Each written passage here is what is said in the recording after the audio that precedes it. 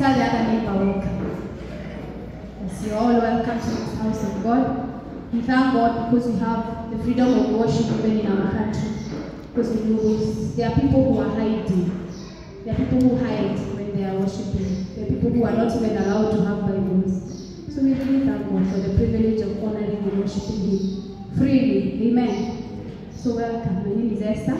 I also want to welcome you if you have never been to this church. This is your first time. May I see you by show of hands? Kama hii ni mara yako ya kwanza kuabudu na sisi.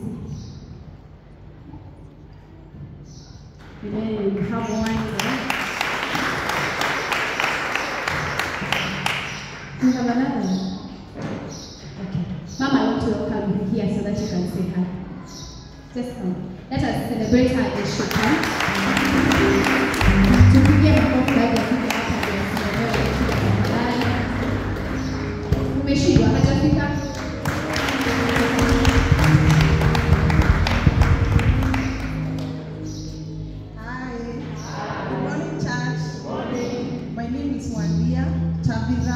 Nimekuja kwa sababu ya mchungaji rafiki yangu sana. We met some years back.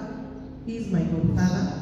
Tulipana mbali sana na nimekuja leo kumkaribisha hata mimi. Asante sana. God bless you so much, my dear. And may the Lord do you good. Amen.